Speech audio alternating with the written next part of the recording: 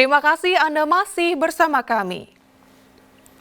Jelang dimulainya pelaksanaan ibadah haji tahun 2025, Balai Besar Kekarantinaan Kesehatan Surabaya melakukan pemeriksaan kebersihan sanitasi dan kesehatan di Asrama Haji Embarkasi Surabaya. Pemeriksaan meliputi seluruh gedung dan sarana prasarana mulai kamar jamaah, ruang makan, dapur, hingga tempat pembuangan akhir sampah. Petugas Balai Besar Kekarantinaan Kesehatan BPKK Surabaya dan Kanwil Kemenak Jawa Timur melakukan pemeriksaan kebersihan sanitasi dan kesehatan di Asrama Haji Embarkasi Surabaya. Pemeriksaan meliputi seluruh gedung dan sarana prasarana yang ada, diantaranya kamar tidur, ruang makan, ruang penerimaan jemaah calon haji, dapur hingga tempat pembuangan akhir sampah, serta kebersihan lingkungan, pencahayaan lampu, dan kondisi air. Menurut Yuyung Setiawati, Ketua Tim Kerja Pengawasan Faktor Risiko Kesehatan Lingkungan BPKK Surabaya, pemeriksaan dilakukan agar asrama haji layak secara kesehatan dan kebersihan sebelum menerima kedatangan jemaah calon haji. Selain itu, pemeriksaan air agar bebas bakteri E. coli karena air tidak hanya digunakan untuk mandi dan cuci tangan, namun juga untuk memasak. Belum keluar ya hasilnya, Bu?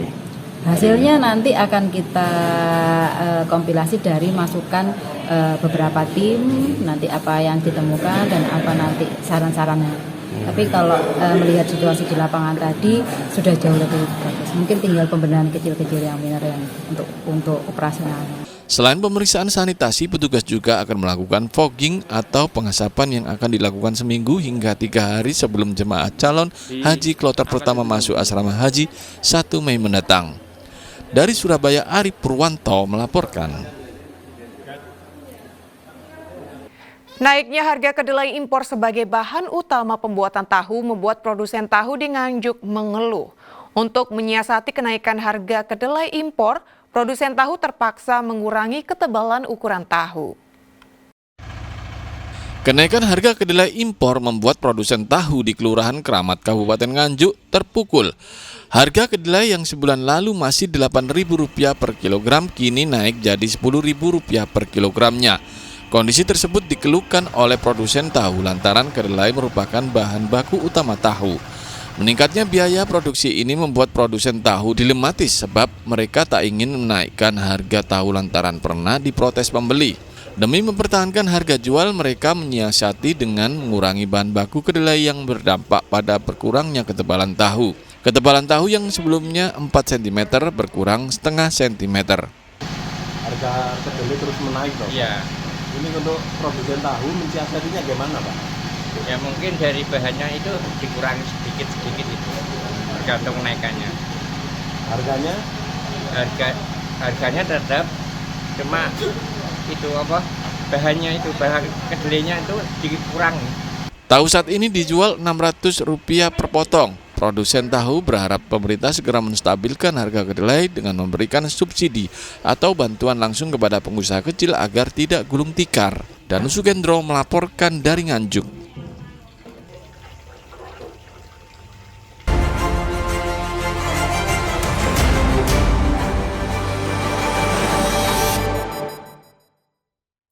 Tim redaksi merangkum sejumlah berita selama sepekan yang menjadi perhatian publik di Jawa Timur. Di antaranya, kawanan anjing pemangsa jenazah majikannya di Surabaya dievakuasi petugas, serta KPK geledah rumah anggota DPD RI Lanyala Mataliti dan kantor KONI Jatim terkait dugaan penyalahgunaan dana hibah. Selengkapnya dalam berita Surabaya Sepekan.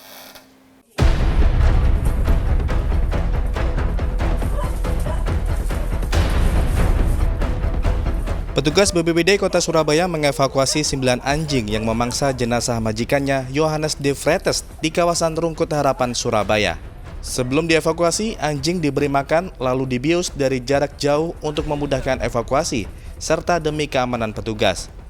Yohanes De Vretes, 52 tahun yang menderita penyakit TBC sejak lama, ditemukan tewas di rumahnya oleh kakak kandungnya. Saat ditemukan, jenazah Yohanes dikelilingi anjing-anjing peliharaannya dan terdapat luka parah di kepala dan wajah korban.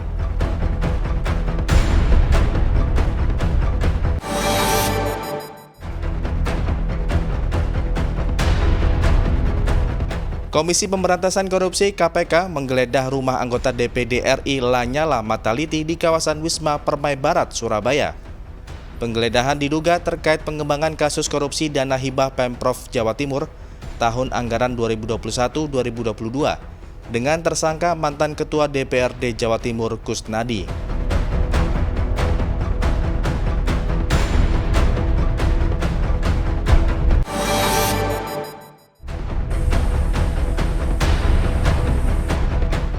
Selang sehari setelah penggeledahan rumah anggota DPD RI Lanyala, Komisi Pemberantasan Korupsi atau KPK juga menggeledah kantor Komite Olahraga Nasional Indonesia atau KONI di kawasan Jalan Kertajaya Indah Timur, Surabaya.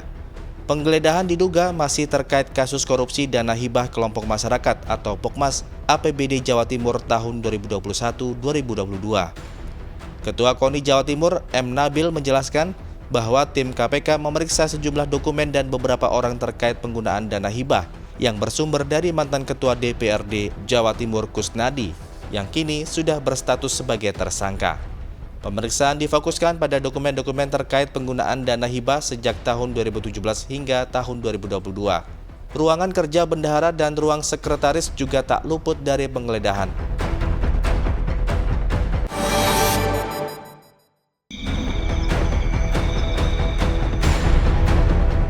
Seorang guru honorer sekolah dasar di Lumajang diringkus polisi karena melecehkan muridnya. Perbuatan tak senonoh pelaku terbongkar usai orang tua korban mengetahui video tak senonoh di ponsel anaknya hingga melaporkannya ke polisi. Peristiwa pelecehan seksual yang dilakukan oleh seorang guru honorer JM di salah satu sekolah dasar negeri Lumajang terekam dalam video percakapan. Perbuatan tak senonoh pelaku terbongkar usai orang tua korban mengetahui rekaman video call pelaku di ponsel anaknya. Polisi masih menyelidiki peristiwa asusila yang dilakukan oleh guru kepada muridnya. Petugas menduga korbannya tak hanya satu orang.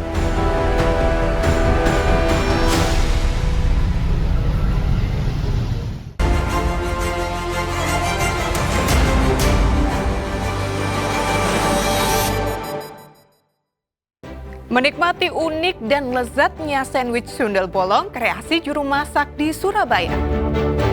Jangan kemana-mana, kami kembali sesaat lagi.